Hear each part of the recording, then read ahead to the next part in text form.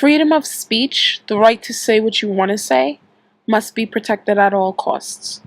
This isn't a negotiation. There is no way around it. This is something we have to fight for.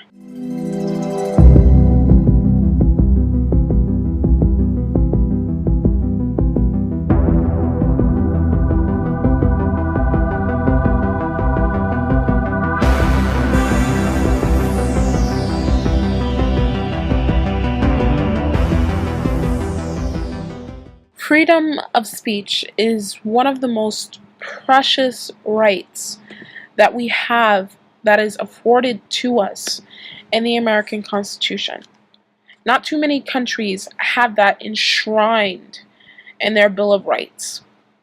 The fact of the matter is, freedom of speech is under assault in the United States wherever you turn. And it's very easy to take for granted one of these most precious rights because we've grown up with it.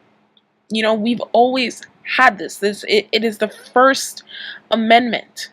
But we're living in a time where people equate certain kinds of speech as quote-unquote hate speech, or it's speech that creates violence. Therefore, it must be censored.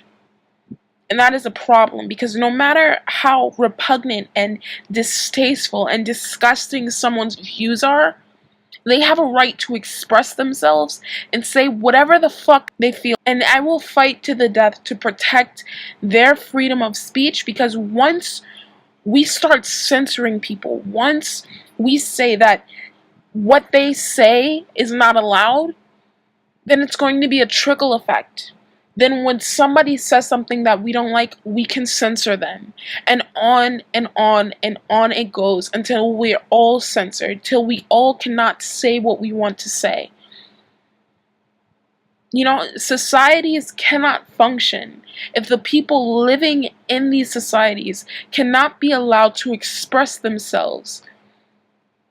And it's crazy to me how there are some people, millennials, my generation, who truly believe that censoring people, censoring whether it's websites or whether it's having people fired there or having them doxxed because they say something you don't like, is okay. It's a legitimate form of protest. You know, it's crazy to me how we live in a time where we have information at our fingertips. Either we have tablets or our cell phones or our laptops. We can even go on the internet on our TVs through our video games, you know? You can look and research history. What happens when people are not allowed to express themselves? What happens when people aren't allowed to say what they like? What happens when people aren't allowed to criticize their governments, criticize certain policies that are going on, criticize other people? Societies collapse like that. Societies break down. You know, it's very easy to take for granted something that we've had our entire lives, but look at what's happening in 2017. You have one of the biggest tech firms in the world, Google, firing people because of wrongthink. No matter how I feel about the white nationalist rally that was just had in Charlottesville, I don't agree with it. But they have a right to say what they want. They have a right to express their opinions, no matter how repugnant, or if I disagree with them, they have a right to say it. And to see millennials holding up signs saying no free speech for fascists, it's truly a terrible idea. Who are you to label someone as a fascist? Who are you to label someone's ideas, their thoughts, their opinions as right-wing or violent, that they need to be censored, that they need to be stopped, that they need to be cut off? And how long do you think that sort of opinion isn't going to transfer to someone else and they're going to be attacking you with words that you threw at someone else? You know, you see it left and right from our social media platforms that are censoring people left and right. You see it on YouTube, you see it on Twitter, you see it on Facebook, though I don't use that website. Facebook's the devil. I mean, you see it left and right.